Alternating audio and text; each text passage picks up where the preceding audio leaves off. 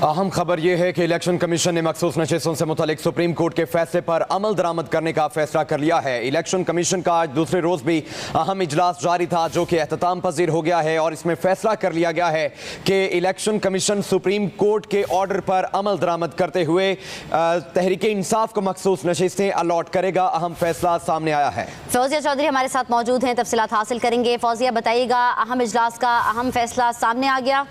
जी बिल्कुल, election commission का supreme court के फैसले पर अमल दरामद करने का जो फैसला है वो कर लिया गया है। अगर सुप्रीम कोर्ट के फैसले की किसी नुक्ते पर भी अमल दरामद में रुकावट है तो फौरन निशानदही करें। इलेक्शन कमीशन की लीगल टीम को जो है वो हिदायत जारी की गई है और अगर कोई रुकावट है तो मजीद रहनुमाई के लिए सुप्रीम कोर्ट से रुजू किया जाए। उसके साथ साथ ये भी कहा गया कि एक सियासी जमात की जानिब से चीफ इलेक्शन कमिश्नर और मेम्बरान को मुसलसल बेजा तनकीद का निशाना बनाने पर कमीशन जो है वो इस बात की मजम्मत करता है और कमीशन से इस्तीफे का मुतालबा भी जो है वो मजाका फेज है। उसके साथ साथ कहा गया है कि इलेक्शन कमीशन का जो इलामी है उसमें ये कहा गया है कि रहनुमाई के लिए सुप्रीम कोर्ट से रजू किया जाए और मजीद एक सियासी पार्टी की जानिब से चीफ इलेक्शन कमिश्नर और उसके साथ साथ मोअज़्ज़ज़ मेम्बरान इलेक्शन कमीशन को मुसलसल बेजा तनकीद का निशाना बनाने पर कमीशन में इसकी शदीद मजम्मत की जाती है, उसे मुस्तरद किया जाता है। कमीशन से इस्तीफे का मुतालबा मजाका फेज है। कमीशन किसी किस्म के दबाव को खातर में न लाते हुए आइन और कानून के मुताबिक जो है वो काम करता रहेगा। उसके साथ साथ इलेक्शन कमीशन ने किसी फैसले की गलत तशरीह नहीं की। इलेक्शन कमीशन ने पीटीआई के इंट्रा पार्टी इलेक्शन को दुरुस्त करार नहीं दिया, जिसके खिलाफ पीटीआई मुख्तलिफ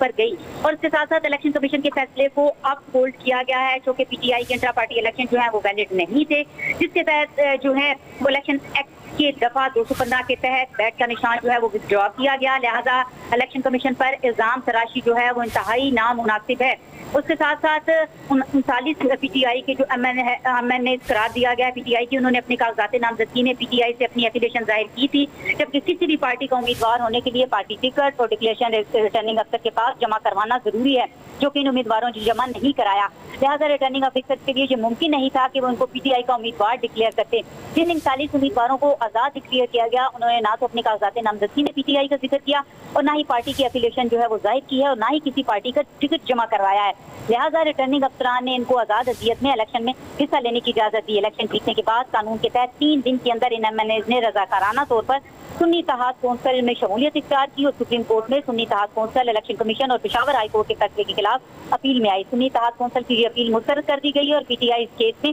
ना तो इलेक्शन कमीशन में पार्टी थी और ना ही पेशावर हाई कोर्ट के सामने पार्टी थी और ना ही सुप्रीम कोर्ट में पार्टी थी। जी ठीक है। फौजिया, कमीशन की कानूनी टीम ने यह भी कहा था कि सुप्रीम कोर्ट के मुख्तसर फैसले में कुछ इबहाम मौजूद हैं और इस इबहाम को दूर करने के लिए इन चैबर या रुजू से भी किया जा सकता है और इस फैसले का इंतजार करने के हवाले से भी बात की गई थी। इस हवाले से इजलास में क्या बात हुई? जी बिल्कुल, कानूनी टीम ने मुख्तलिफ तजावीज़ दी थी और उनको मानना या ना मानना ये उसके बाद चीफ इलेक्शन कमिश्नर और जो कमीशन मेम्बरान हैं उनकी सवाबदीद होती है, क्योंकि ये 3 घंटे से जाहिद जो इजलास है, हमने देखा ये तकरीबन 4 घंटे ये इजलास चलता रहा और काफ़ी तफसीली बातचीत हुई, हर तरह से जायजा लिया गया, तमाम पहलुओं का जायजा लिया गया और उसके बाद ये फैसला किया गया कि इलेक्शन कमीशन का सुप्रीम कोर्ट के फैसले पर अमल दरामद का जो है वो फैसला इन्होंने किया और अगर सुप्रीम कोर्ट के फैसले की किसी नुक्ते पर भी अमल दरामद में रुकावट है तो वो फौरन ये भी कहा गया कि निशानदही करे। इलेक्शन कमीशन ने अपनी लीगल टीम को ये हिदायत जारी की हैं और उसके लिए रहनुमाई के लिए सुप्रीम कोर्ट से रजू करने का भी कहा है कि अगर कोई रुकावट की निशानदही होती है। और उसके साथ साथ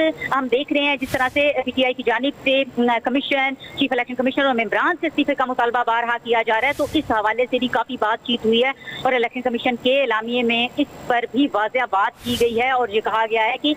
कमीशन मेम्बरान या चीफ इलेक्शन कमिश्नर से इस्तीफे का मुतालबा करना, इन पर तनकीद करना ये ठीक नहीं है, ये मजाका खेज है और इस पर शदीद मजम्मत भी कमीशन के सामने, कमीशन की तरफ से और चीफ साहब की तरफ से सामने आई है। जी।